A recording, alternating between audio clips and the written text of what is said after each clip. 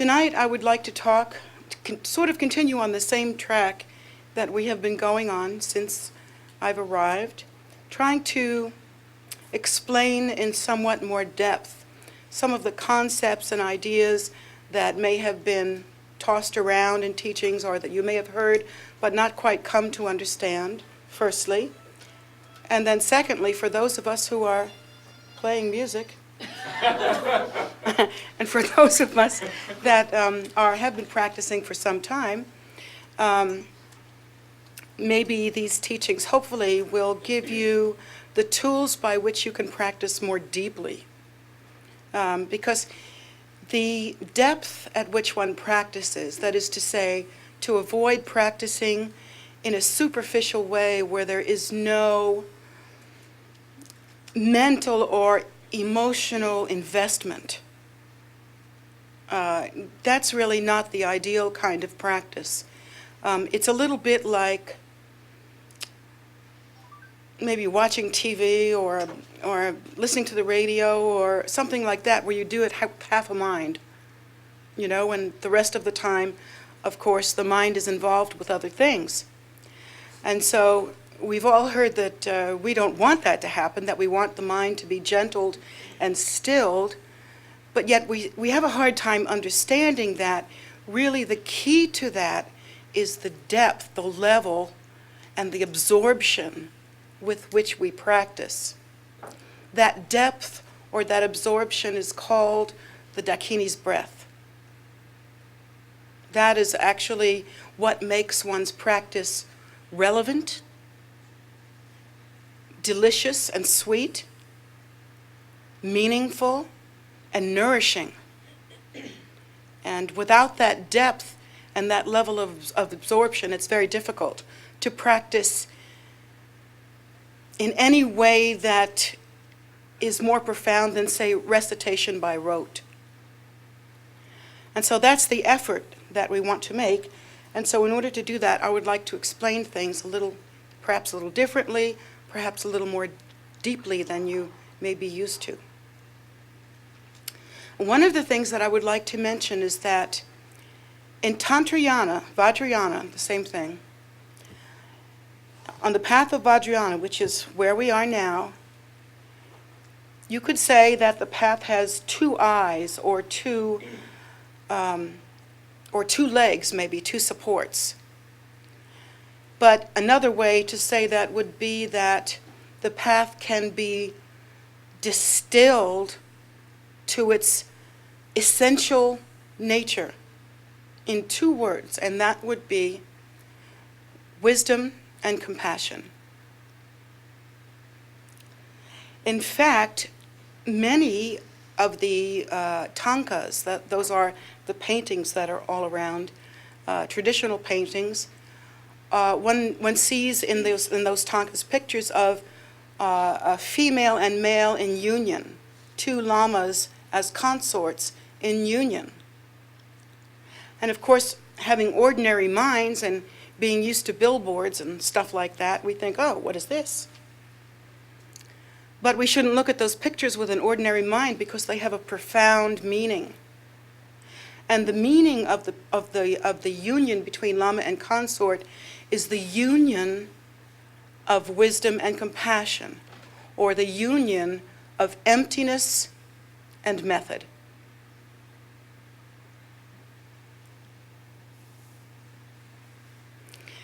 The union of emptiness and method is the perfect balance, the perfect ship by which to cross the ocean of suffering. It's the perfect vehicle.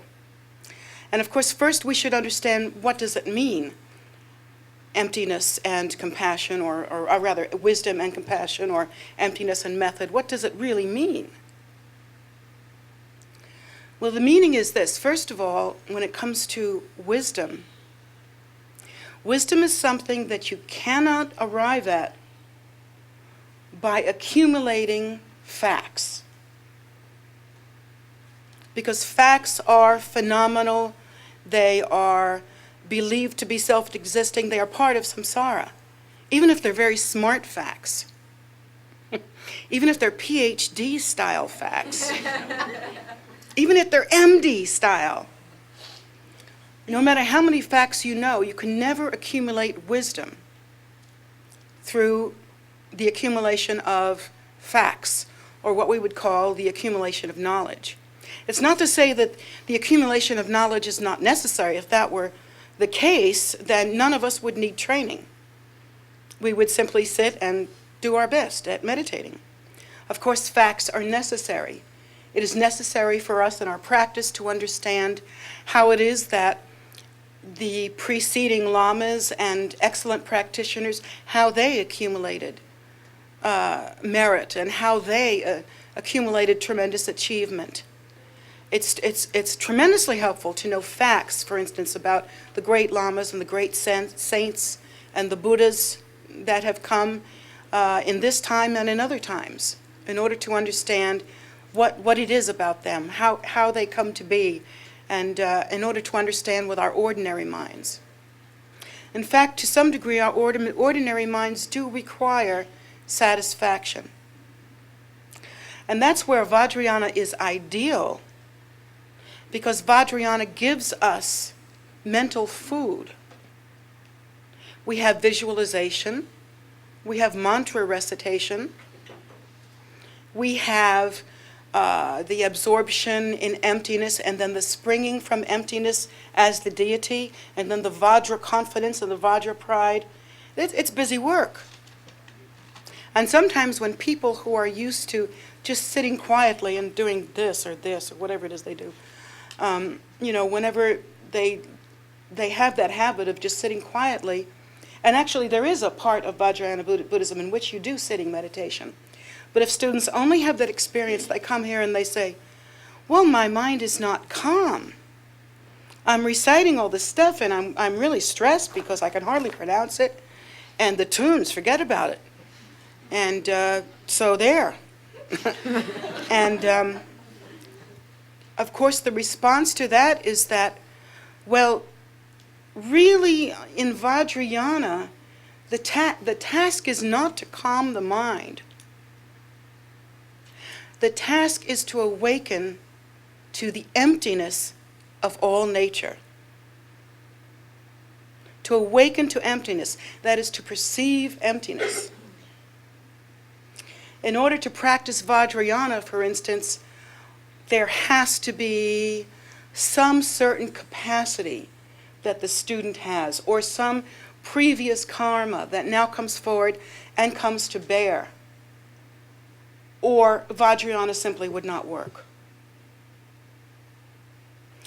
Indeed, for certain kinds of students, Vajrayana, because they practice very superficially, would be like just reading sutra, just reading it.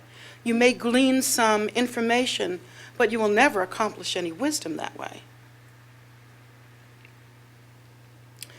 So, when we first come to Vajrayana, we are expected not only to read, to learn how to pronounce, to accomplish the tune, but we also have to learn how to visualize.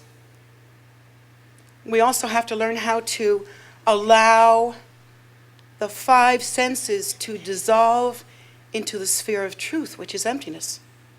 And that means letting go of perception.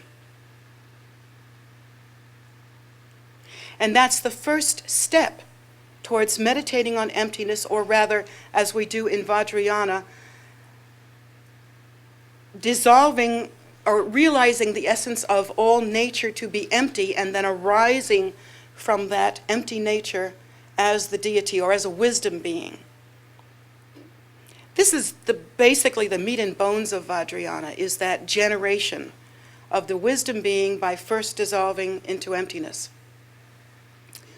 And so, when say a Theravadan practitioner, that's the early stages of Buddhism that Lord Buddha taught when he was actually physically alive. If a person who was studying Theravadan Buddhism, good, we're doing well. Easy for me to say. when a person practices like that, they are letting the mind relax, and they are using some kind of method like allowing the mind to rest on the breath, to simply breathe, to simply be like that. But ideally, when a Vajrayana practitioner prepares to really generate the deity, and they've done their taking refuge and all the steps that precede the promising, the bodhisattva promise, and all the prayers that precede, and they actually get to the part where there is the dissolution or the original view of emptiness. They are not, at that point, relaxing the mind. Because if we're simply relaxing the mind at that point, we're technically practicing Theravadan Buddhism.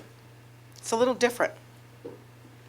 So, I mean, it's okay to start that way, but again, we're talking about going more deeply into our practice. And so, when a tantric practitioner meditates on emptiness in order to pave the way for the arising of the deity, what you really do at that time is to open up the senses, in the sense that the senses are grasping things. They see this or this. I hear that. I smell something. I don't know what it is. One of you guys. But not really, I'm just kidding. So just to keep you guys awake. So the senses are grasping things. The senses are actually the children of the original conscious assumption of nature being essentially real, or a phenomena being essentially real. And so the senses arise from that assumption. It's a chicken or egg thing. It's opposite than what you would think. The senses arise from the assumption of consciousness as being inherently real. And so the senses' job is to grasp. When you see, you react with,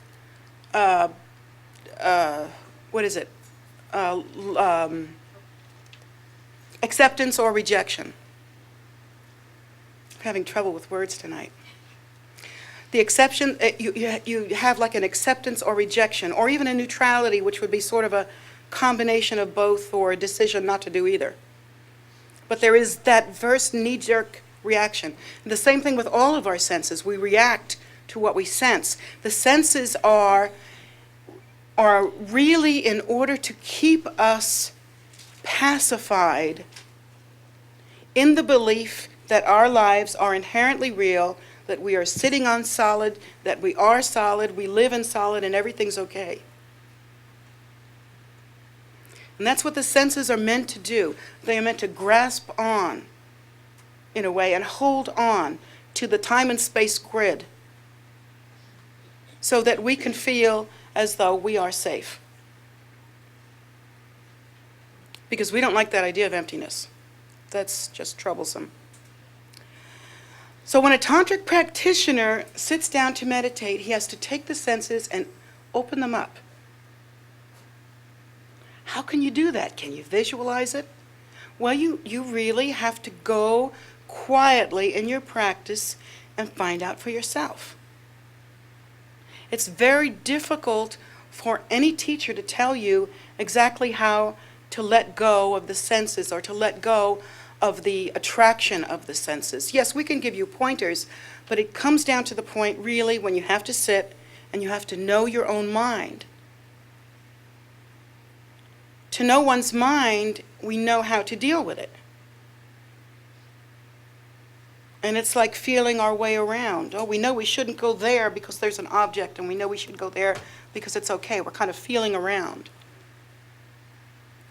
So when a tantric practitioner meditates on emptiness, he doesn't build emptiness. He doesn't make emptiness. He doesn't cling onto emptiness, which is somewhere else, and bring it here.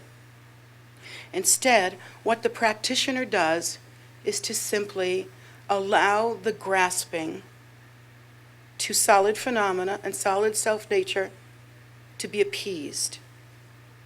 One relaxes. One awakens to emptiness. How does one awaken to emptiness? Well, of course, the first time you sit down and try this, you're not going to awaken to emptiness fully, because that would be like becoming practically enlightened in a very swift time, like very swift. And so you can't expect that. You must be patient with yourself and expect that this will take some work, that it'll take some time.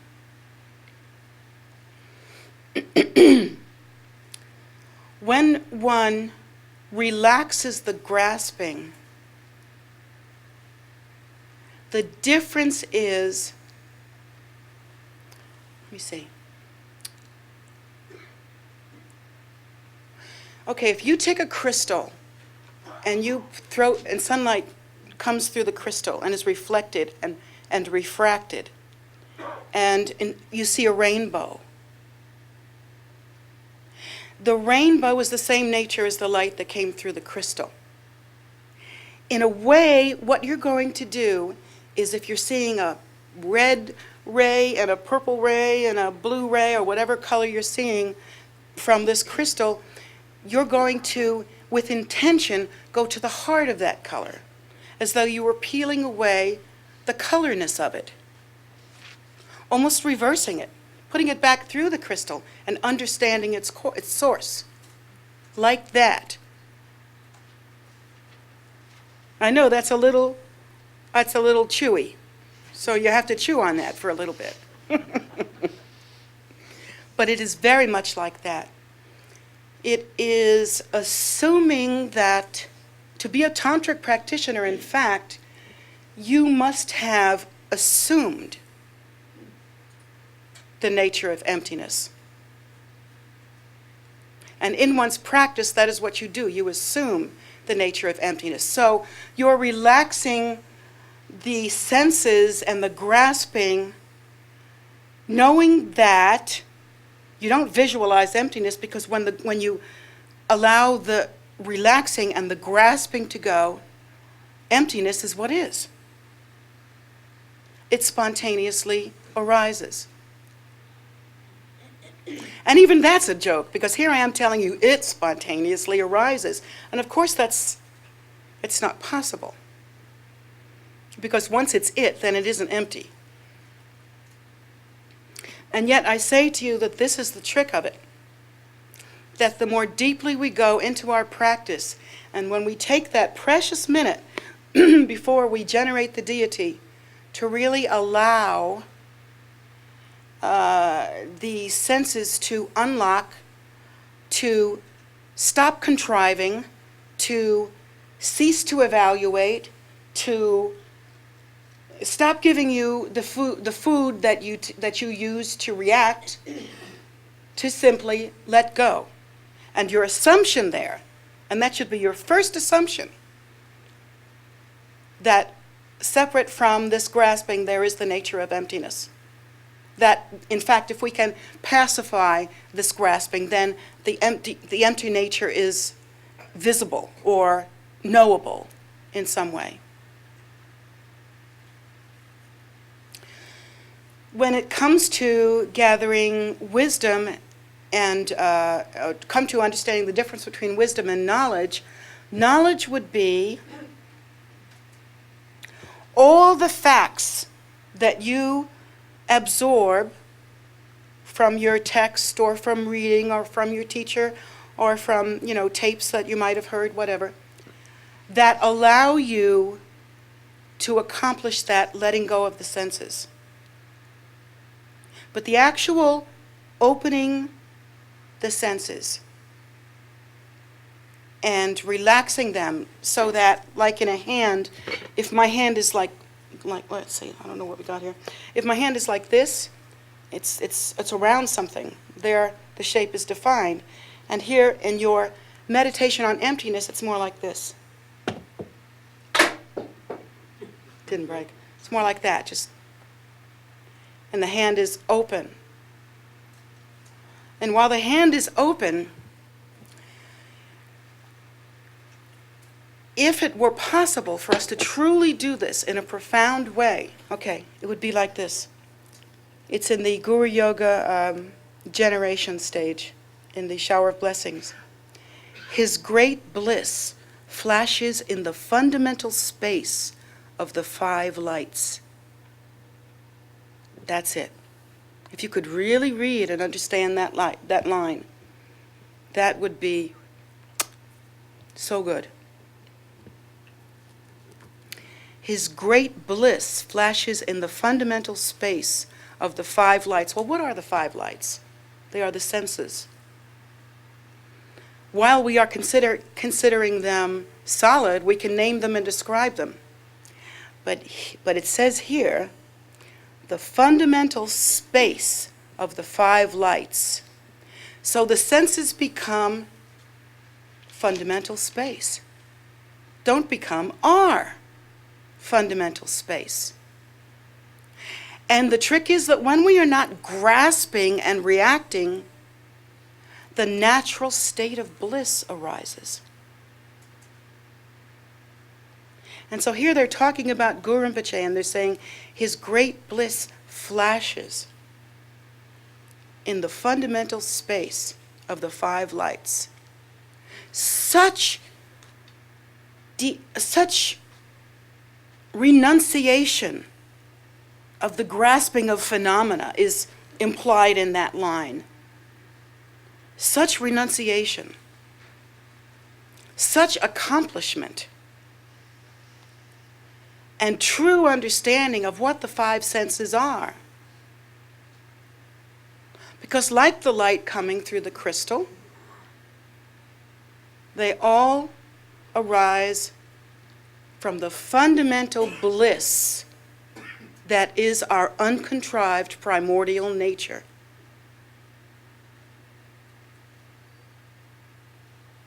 That's an amazing line. And of course, by going deeply into your practice, one would want to read again and again the different words that you're reciting in Tibetan in English, so that you can really understand what it is that you're doing. So for a tantric practitioner, it's all about practicing the awareness of the fundamental sphere of truth that we habitually perceive as phenomena. It's gradually awakening more and more to that. And all the practices, no matter what they look like or sound like or seem like, are heading in that direction, are about that. So wisdom is then the accomplishment of the accomplishment of a state of such non-attachment that one realizes the emptiness of phenomena by simply, I don't know how else to describe it except to just show you that posture, just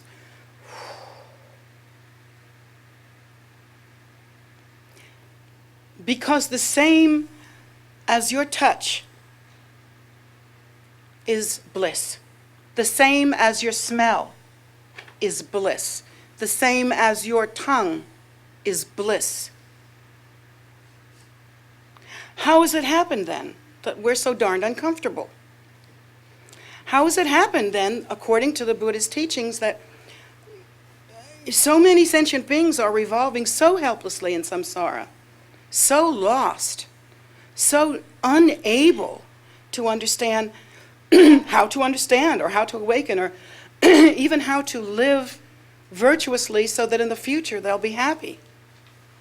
How does this all happen? And really, Lord Buddha said it during the course of his actual physical life, when he said, all suffering arises from desire.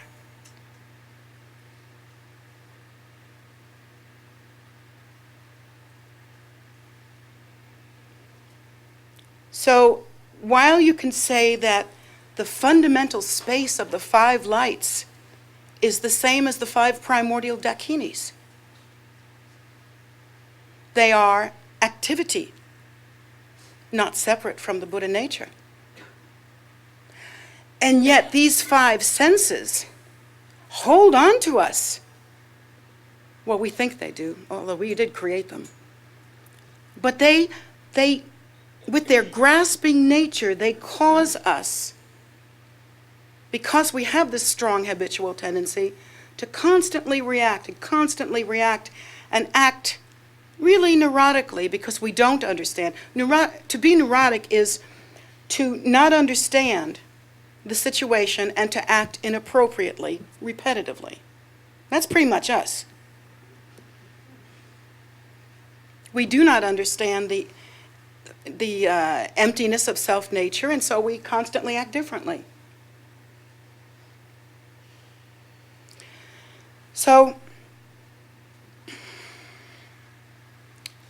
these 5 primordial dakinis that are your senses, and someday you will awaken to,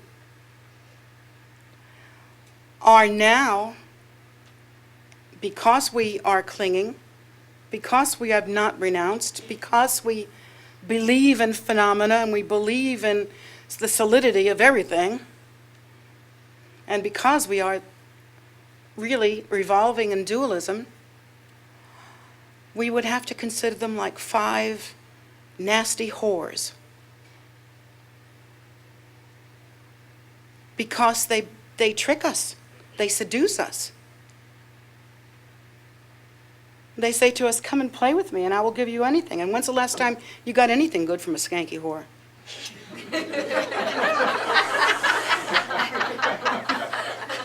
I did not say that. But I did wake Richard up.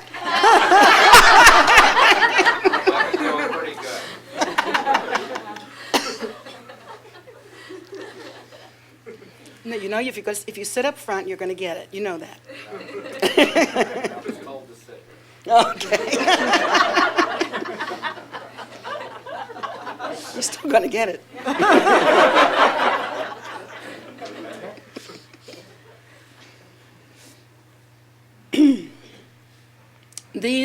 Our 5 senses actually keep us in a constant state of inflammation. Because while we're grasping to the solidity of phenomena, we're constantly reacting. While we're constantly reacting, we're constantly acting neurotically, out of accordance with the nature of reality. And so we're being tricked, seduced. The senses have many tricks as front runners for our consciousness of duality. They like to trick us by building us up. You know, we can see and hear things that make us feel very proud and make us feel as though we are worthy of praise. And, you know, we can arrange phenomena any way we want. That's the amazing thing about it. And it can become very seductive. We can absolutely crap out on our practice. And yet, with our 5 senses, we can manage to create, and our consciousness of duality, we can manage to create a scenario in which we're looking pretty good. We can wear the right clothes and have the right beads and, you know, we can look pretty good. And so that's the deceptive nature of the 5 senses. How difficult it is to understand that that which helps us negotiate around is actually the very nature of bliss.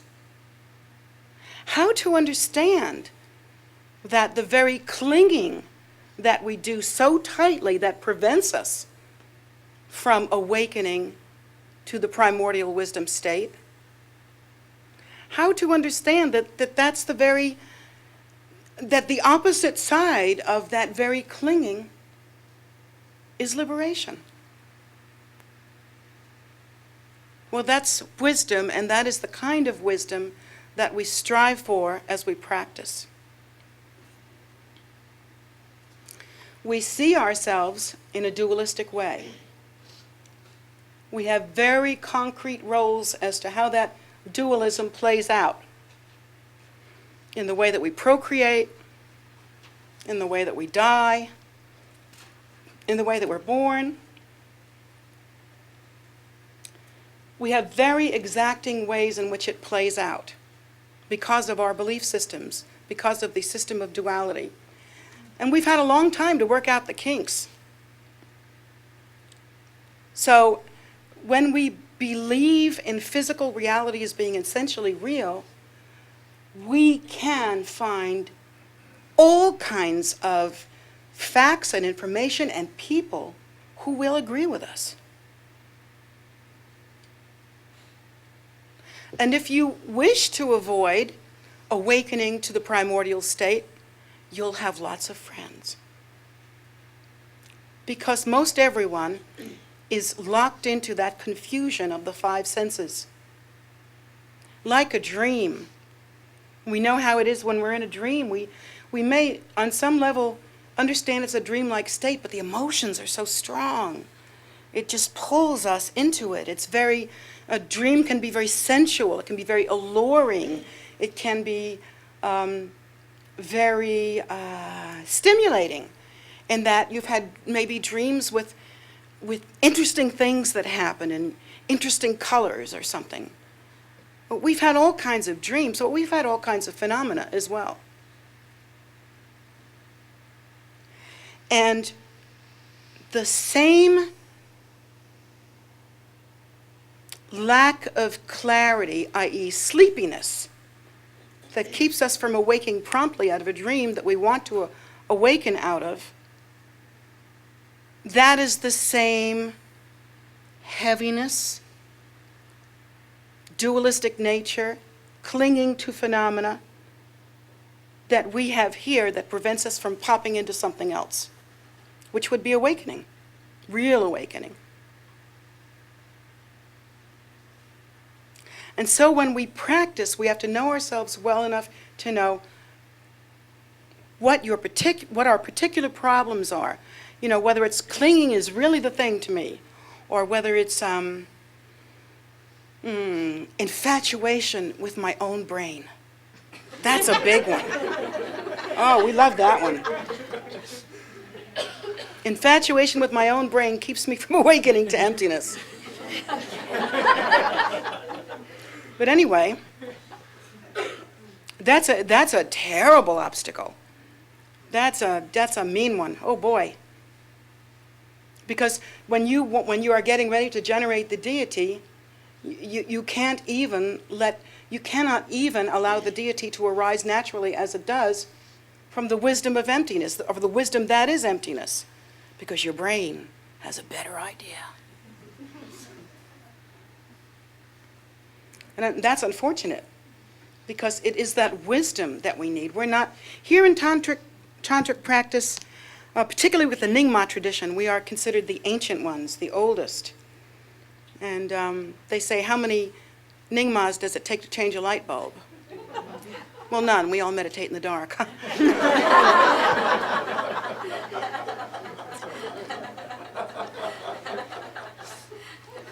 So we are the ancient ones, and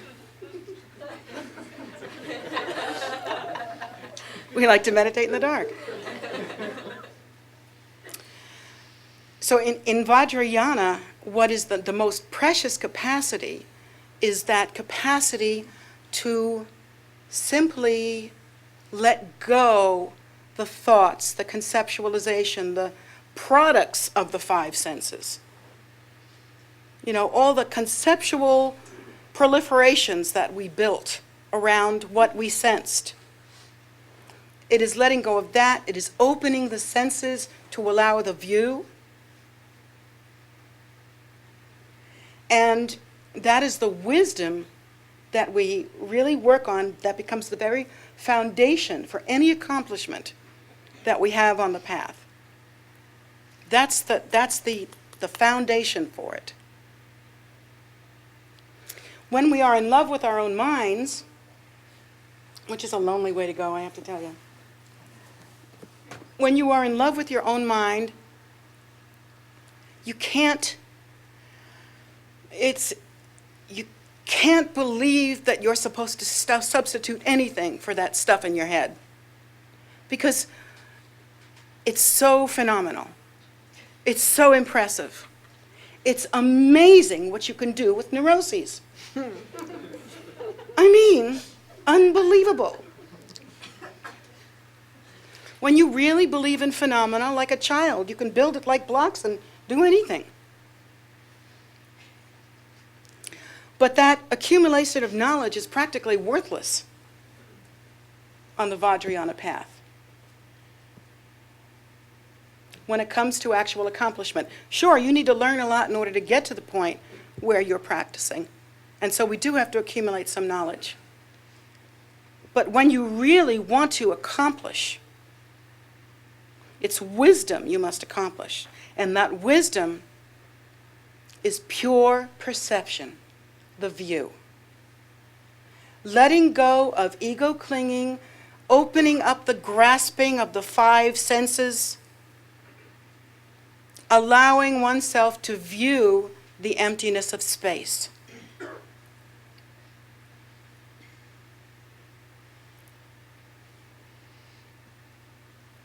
Now,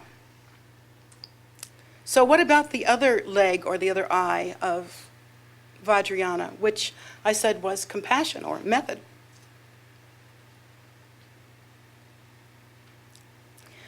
When we practice early on in Buddhism, like when Lord Buddha originally taught, he taught that we should do no harm, that we should never harm any being, and that that was one primary level of vow-taking that we should all take. Now, in Vajrayana, there is less emphasis on pure, stark teachings like that, and more emphasis on something maybe a little bit more complicated. How can I put it? It's like this. When in Theravadan Buddhism, when you are accomplishing Dharma, what you are doing is purifying the mind and allowing the mind to relax. Okay? And that's a necessary step, a necessary stage. And part of that is to do no harm, to awaken to the realize that all sentient beings are equal in their nature, and that they all strive to be happy while not knowing how to be happy. And for that reason, we should have compassion for them. We shouldn't harm them because we know that each one has the Buddha seed. Now in Vajrayana, that is already assumed. Everything in Vajrayana is built on the layers underneath it. Like Vajrayana is built on Mahayana, Mahayana is built on Theravadan Buddhism. And they all become a little more fancy, explained, and mystical as they ascend. Like in Vajrayana Buddhism, for instance, we can expect that there will be practices in which there are wrathful deities. And we can expect in Vajrayana Buddhism, when you ask your teacher a question, you'll get a frank answer. Now, in Theravadan Buddhism, there's not the same binding to the guru.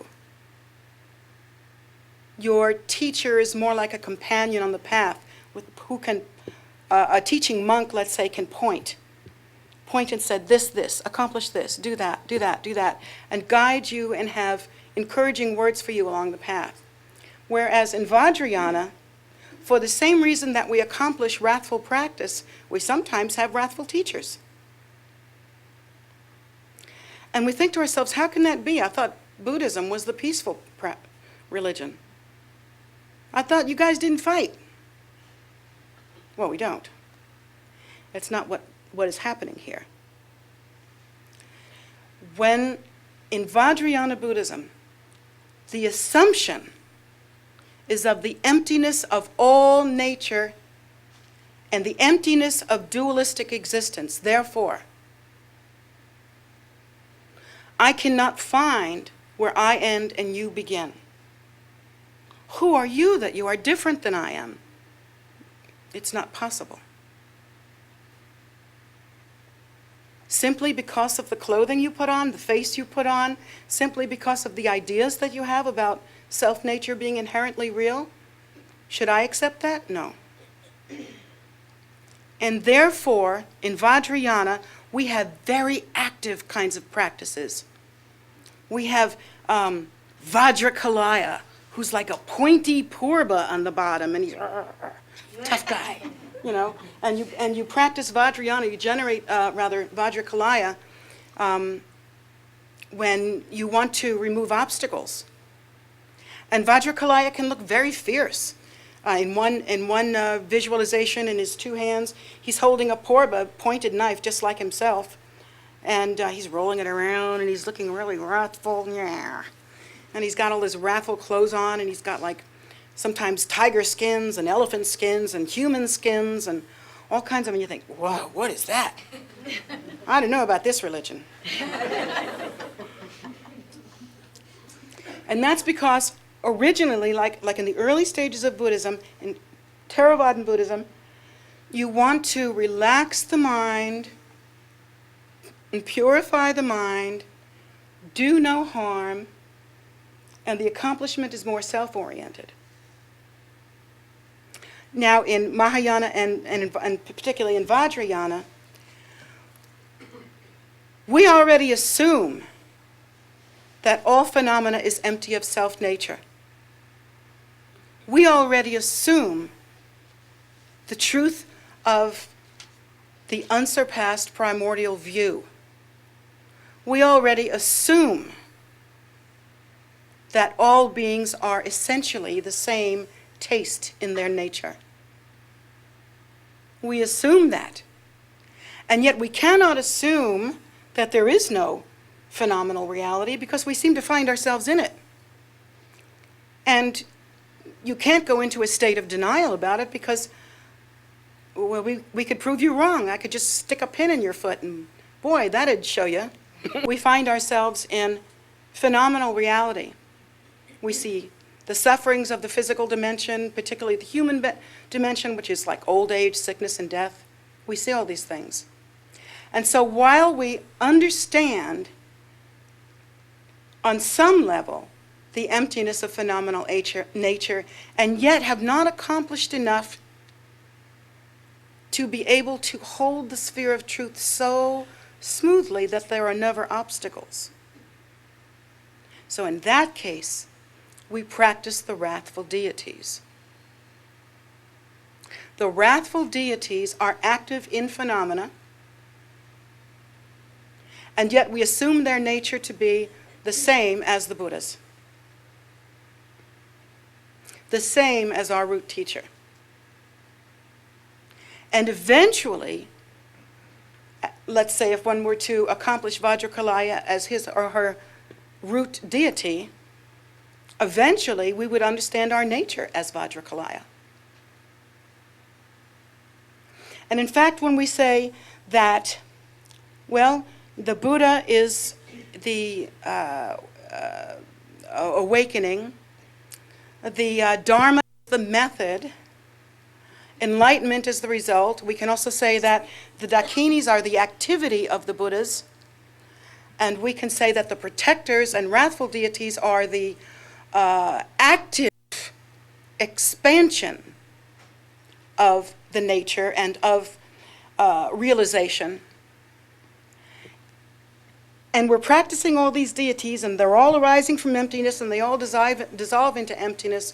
What we're actually doing is engaging facets of our own nature. So when you're doing protectors, let's say, and we visualize the protectors actually coming to the feast and partaking of the feast, are the protectors really coming from somewhere else and partaking of the feast? Yeah, in the sense that you came from somewhere else and came here. You did, didn't you? You drove, right?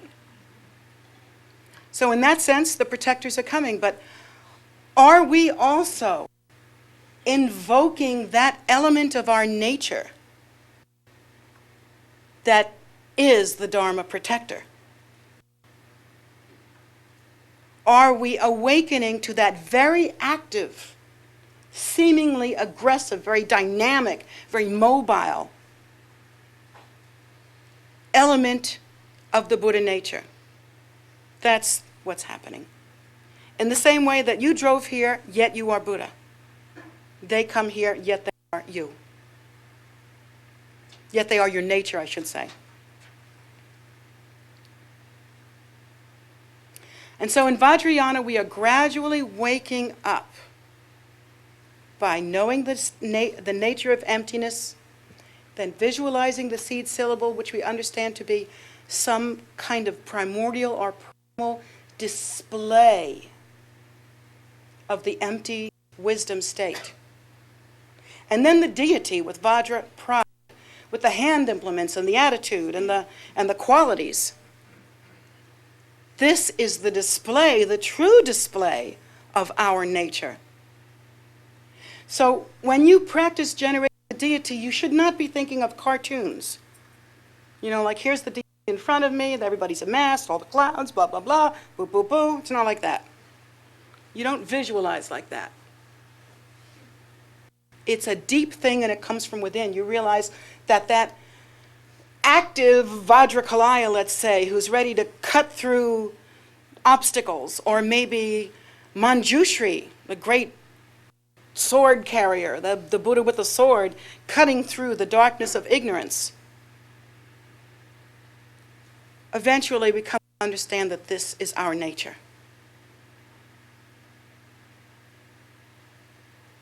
And so that's where we are required to go deeper and deeper and deeper. Run through a practice is useless. Unless you're a stickler about keeping your samaya, and if you're doing it for that reason, you're a good person. But if that's the way you practice, we have to do differently. My recommendation is that we have to live and we need to practice. So how do we do it both? Well, first you have to prioritize, and then you have to think of your life in cyclic ways. When we are young, there are certain things we must do, but still we have to take time because soon we will be old. When we are middle-aged, it's pretty, there's more behind us than there is ahead of us, and so we better get busy, and yet still, in middle age, we are still very busy. Well, in old age, we have more time, but guess what? There's less time. So we have to think of our lives as being rather cyclic in that, let's say, you have to work for a certain part of, you arrange your life so that a certain part of the year you have to work very hard and very rigorously, but maybe you change something about your life, let's say, so that in the summer you can go into retreat. Or maybe during the Christmas holidays you can go into retreat. Or maybe find a way to fit in with your society and yet do accomplish Dharma. It's necessary to take some time for retreat. And group retreat is wonderful, but personal retreat is also wonderful. To know one's mind, find out in an honest and yet rigorous search, where are my shortfalls? What do I really have to work on? Where am I lost here in my practice? To really take account and to go more deeply into the practice. That's what's necessary. Now, we talk about the two eyes of Vajrayana being wisdom and compassion. With compassion, when we translate bodhicitta as compassion, right there is a roadblock. And the reason why is because to us, when we are taught to be compassionate, we're taught that nice people are compassionate. As a society, this is what we're taught. That if you want to be a good person, you should help people. And of course, there's nothing wrong with that. You know, I wish my mother had taught me that. But, you know, I mean, if you're going to teach your child something good, that's what you will teach your child, to be compassionate. And a good person is a compassionate person with integrity and all that kind of stuff. And that's a good teaching from your mother. That's a good teaching from your father, whoever you got it from. But when we come to Vajrayana, that thinking of oneself as a compassionate person can be a real pitfall, in that it's not hard to act like a compassionate person. And so you may convince yourself that you are giving rise to the great bodhicitta. Here it is, right now. Watch me do it. And of course, that can't be it, because the bodhicitta, in fact, is only very loosely or badly translated as compassion. The bodhicitta is more like the arising or movement of the nature in display. The movement of the primordial empty state in display is like the seed syllable hum, or ah, or om. It is also like the deity, Tara, Guru Rinpoche, Avalokiteshvara, any of the deities. These are not solid forms, but we think of them as constructed of light rays. Remember the crystal analogy. Light rays, and the color is described as being gossamer. The color is there, but it's like gossamer, like a fly's wing, so thin, almost like a membrane, like that. And so, when we understand the bodhicitta, we must almost understand. You know, I have to go back to something that I've heard in Christianity. I know I shouldn't do this, but I have to go back to it. So I'm going to.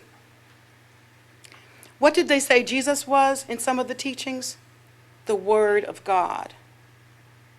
In a way, you have to think of the bodhicitta that way, like the movement or display of the Absolute. There is some small similarity there. Is if the Word of God means made manifest, then I'm assuming, I don't know, I'm not really a Christian preacher, but if that's what the teaching is, and that's what I understood it to be, then we have to understand bodhicitta in the same way. The absolute primal nature, which is undefined radiant luminosity, uncontrived, and its first movement. You cannot separate the emptiness of primordial nature from the display of the bodhicitta. They are the same. And so it turns out that if you don't meditate on emptiness and understand the nature of emptiness, you cannot give rise to the bodhicitta. You can be kind, you can display kindness, just the way the book says. Let me see, where's a Nundro book? It says in the Nundro book that we should practice ultimate and ordinary and ultimate kindness towards all sentient beings. And we may think that's it then, that's it. But the truth of the matter is, in Vajrayana, while yes, it is assumed, once again, we do no harm, we are not harmful to others, we are kind to all beings, we have that assumption. But in Vajrayana, the bodhicitta is much more than that. The bodhicitta is the awareness of the primordial empty state and the insistence that there is only one movement, one display, and that is the bodhicitta. So, am I going to act kind? No, if I meditate on emptiness, there is only the bodhicitta to experience. And so the bodhicitta is actually the luminous display of the primordial empty state. we think that bodhicitta is something that we must practice. And yes, in order to build proper habitual tendency, that's what we should do. And that is the basis and foundation for the next level of practice. But this level of practice requires going beyond simple human kindness or even extraordinary kindness where we practice from life to death, in order to practice medicine or give out food or something really, some phenomenal contribution.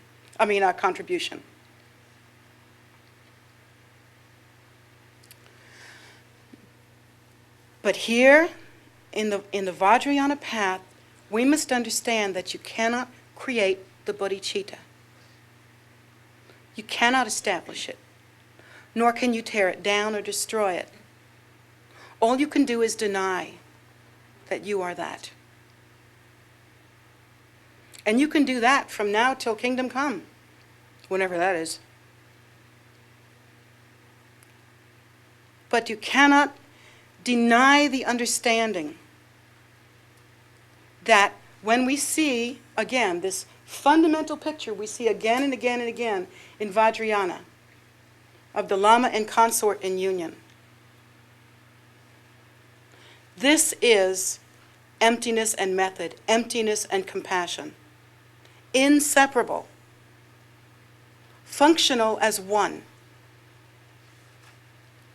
We can take them apart to discuss or to understand, but in truth, the bodhicitta cannot be separated from emptiness.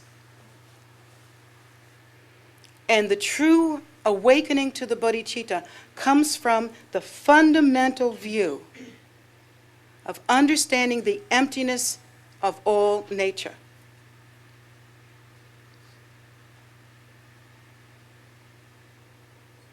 And so in Vajrayana, we are asked to accomplish, I keep coming unglued here tonight. We are asked to accomplish many things.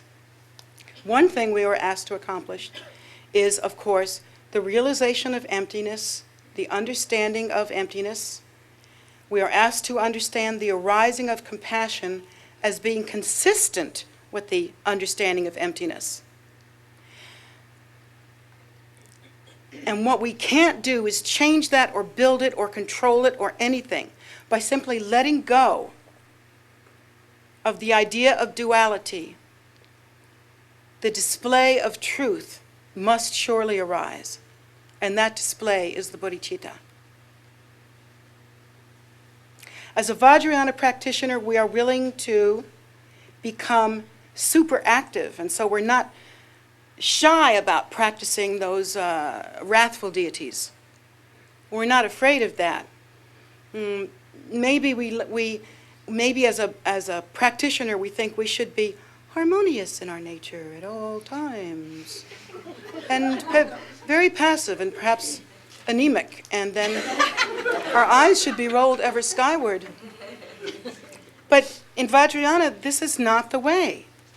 Vajrayana teaches us to walk in what we must walk in until we no longer have to walk in it, but with the view, consistent.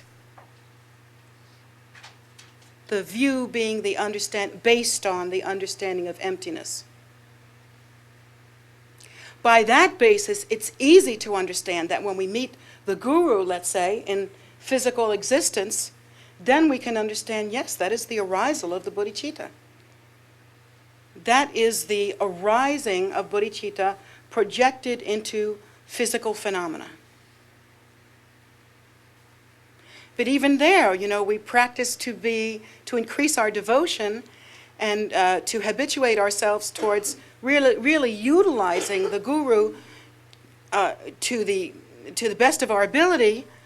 And yet here at the same time, if we don't meditate on emptiness, how can we understand that here in phenomena this extraordinary projection has happened and that is my nature? So in Vajrayana, everything is based on emptiness and the arising of its pure and only display, and that is the bodhicitta. And now we also see that, and in the Tanka pictures, it is the female that is the uncontrived primordial wisdom, and the male that is the method, or the activity, or the display. And so these are the two eyes or two legs of Vajrayana, without which we don't know anything and we can't practice. So it's most essential to understand that. And that furthermore, as you go along the path, you have to practice the view. Now this gets really sticky too, because when we hear about what the view is, we go, okay. Then we start doing cut and paste. We say, okay, teacher is Buddha. Sangha is little Buddhas. And, and we just like sort of translate it into all these, into different ways of understanding. And that's the kind of confusion that we get to. Because what we do is we say, oh, now here Lama has said something to me that I found confusing. But Lama is Buddha. Therefore,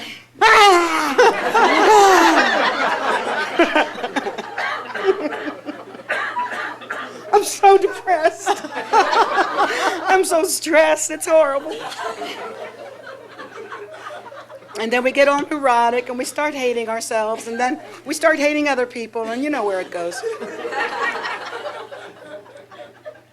But that view must be preceded by meditation on emptiness, the understanding of the primordial empty state. Because if that is the basis of one's understanding, then one can accept that when the Lama says something, that is display, period, end of story. It's for us to either figure out or not figure out, get or not get, and it's okay. And we should understand that when we're visualizing, let's say, generation stage practice, and they say, here we have the celestial mandala, and the Lama is the deity, and the blah, blah, blah. All the view that we do whenever we're practicing in sadhana or receiving empowerment. So we have all these different visualizations, and indeed, I've watched people, and we're doing this cut and paste routine. Put a Lama here, put a Buddha there, put that kind of thing. And so what I'm saying is, we have to start with the basis of emptiness. And realizing that, without exception, there is only the uncontrived, luminous, primordial nature, and its only movement, its display. Once we realize that, it's not so hard. Because in the same way that I know that I'm acting like a personality, yet at the same time my nature is what it is, I know that about you too. I know your secret. I know your secret. And we can practice holding the nature. Holding the nature. And holding that view. But if it doesn't start with emptiness, it will seem like craziness. It will seem like you're trying to do something that's impossible. Pretend people are someone else. That seems ridiculous. And if there's anything in Buddhist practice that causes you to be a little crazier, you're doing it wrong. Because that is not the point. The point is to develop pure view, pure perception. If you could rest your mind briefly in the state of emptiness, and then feel yourself arise as the bodhicitta, if you could accomplish that, and then hold that and see anyone else, you can understand why it is that in Vajrayana we consider the welfare of others to be equal with our own. But without the basis of it being emptiness, there will be no such realization. we will have our instinctual survival, which keeps us on the time and space grid plastered like flies.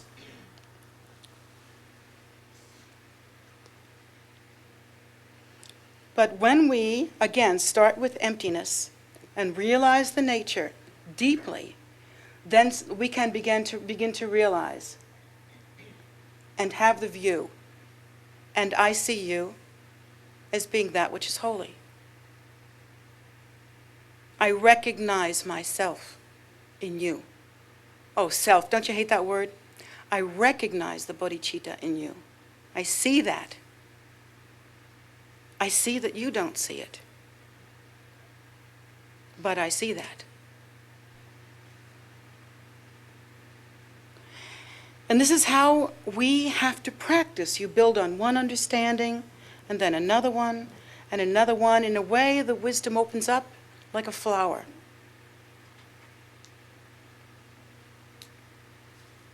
Through the purification of self-clinging, ego-clinging, which is accomplished by the awakening and practicing of the wisdom of emptiness. And if you're practicing in a fractured way, you got a little view happening here, a little bodhicitta over there, a little something over here. If you practice kind of in a scattered way without thinking this through from one level to the other, and realizing that it's all based on emptiness, and it's all based on doing no harm, and it rises to this level, and then it goes to the next level. And we have to realize that this is in fact the flowering of our own wisdom. Then we can begin to practice more profoundly.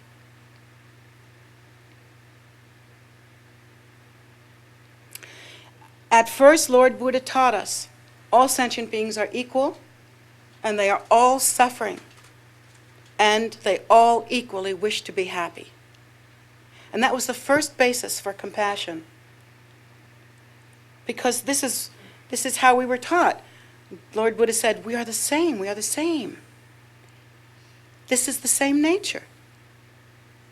Even the lowest worm or cockroach that you can find is the same nature. And so by that, we should do no harm. But again, Vajrayana goes a whole deeper level than that. We realize the primordial empty nature. The very gossamer breath that is the bodhicitta, and that is our true primordial nature. And slowly, slowly, we develop the view based on that. And so, I guess that's about it for tonight.